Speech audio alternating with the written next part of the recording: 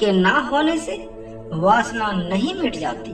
काश सूरदास ने धृतराष्ट्र का ख्याल कर लिया होता तो आंखें फोड़ने की कोई जरूरत न हो। सूरदास ने आंखें फोड़ ली थी इसलिए कि न रहेगी आंख, न मन में उठेगी वासना, न मन में उठेगी कामना, न उठेगी वासना।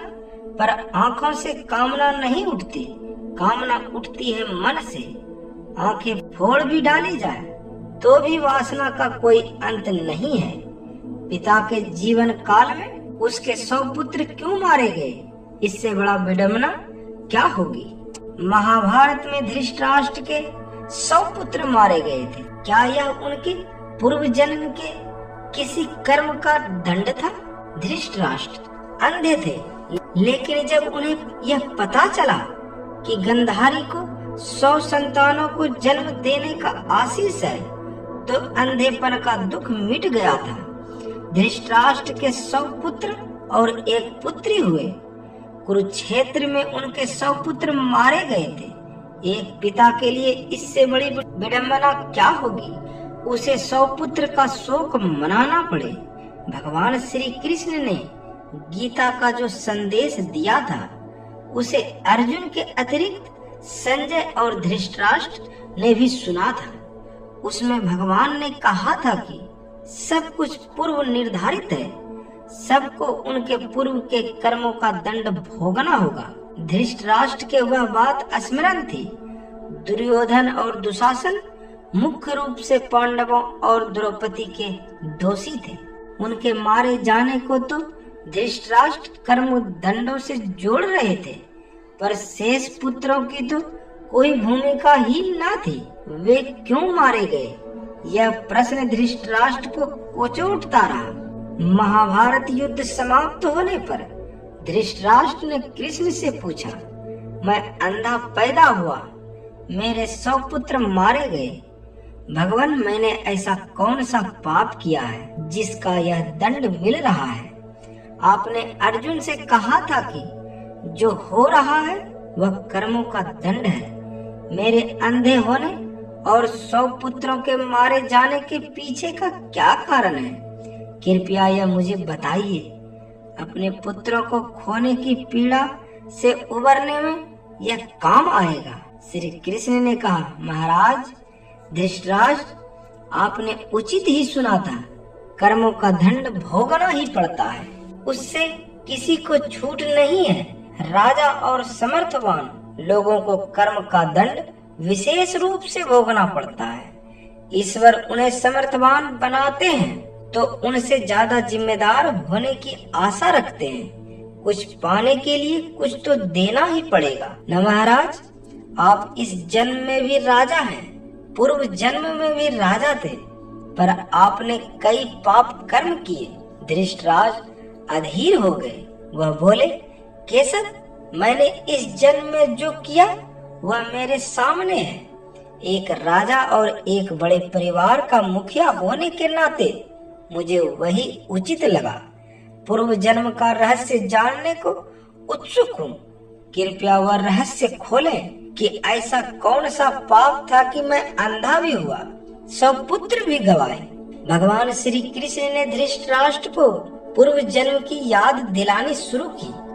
उन्हें पूर्व जन्म में लेकर गए। भगवान बोले, महाराज धृतराष्ट्र, पिछले जन्म में भी आप एक राजा थे। आपके राज्य में एक तपस्वी ब्राह्मण रहते थे। ब्राह्मण के पास हंसों का एक जोड़ा था जिसके 4 बच्चे थे। ब्राह्मण को उन हंसों से अपने संतान के जैसा लगाव था। ब्राह्मण को तीर्थ यात्रा पर जाना था, लेकिन हंसों की चिंता में वह जा नहीं पा रहे थे। उसने अपनी चिंता एक साधु को बताई। साधु ने कहा, तीर्थ में हंसों को बाधक बताकर हंसों का अगला जन्म खराब क्यों करते हो? राजा प्रजा पालक होता है, तुम और तुम्हारे हंस दोनों उसकी प्रजा हो। हंसों को राजा के संरक्षण में रखकर तीर्थ को जाओ। आप एक प्रजा पालक राजा थे, इसलिए ब्राह्मण को यह बात जम गई। वह आपके पास आया और अपनी सारी परेशानियां कह सुनाई। आपने ब्राह्मण के तीर्थ से लौट आने तक हंसों की रक्षा का दायित्व स्वीकार लिया। ब्राह्मण हंस और उसके बच्चे आपके पास रखकर तीर्थ को गए। हंस आपके महल में तालाब में ही पलने लगे। आपको एक दिन मांस खाने की तीव्र इच्छा हुई। आप उस समय अपने महल के बाग में घूम रहे थे। आपकी नजर हंसों पर पड़ गई। आपने सोचा सभी जीवों का मांस खाया है, पर हंस का मांस आज तक नहीं खाया। इसका स्वाद आखिर कैसा होता होगा। आप इसी विषय पर सोचते रहे और हंस का मांस खाने की इच्छा तीव्र होती चली गई। यह इच्छा अब प्रकाष्ठा पर पहुंच गई और आप खुद को रोक न पाए। आपने हंस को 2 बच्चे भून कर खा लिए। उसका स्वाद आपकी जिह्वा को लग गया। हंस के एक एक करके 100 बच्चे हुए। आप सबको खाते चले गए। अंततः हंस का जोड़ा संतानहीन होकर दुख में मर गया। कई साल बाद वह ब्राह्मण तीर्थ यात्रा से लौटा और आपके पास आया। उसने आपसे अपने हंस के बारे में पूछा। हंस तो आपके लोभ की बलि चढ़ चुके थे। प्रजापालक राजा यह कैसे कहा कि उसने अपने प्रजा की संपत्ति को चुपके से लूट ली। इसलिए आपने ब्राह्मण से कह दिया कि हंस बीमार होकर मर गया। ब्राह्मण दंपति आप पर पूरा भरोसा करता था। उसने आपकी बात मान ली और विलाप करते घर चले गए। महाराष्ट्र धृतराज, आपने हंस के बच्चों को खाकर और फिर झूठ बोलकर एक साथ कई अपराध किए।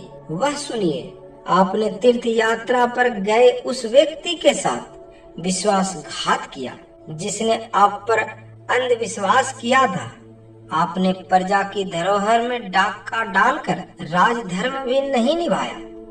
जिह्वा के लालच में पड़कर हंस के 100 बच्चे भून कर खा गए जो आपके पास आश्रय के लिए आए थे। इस तरह आपने उस असहाय का वध किया जिसे आपने आश्रय दिया था। यह बहुत बड़ा पाप है।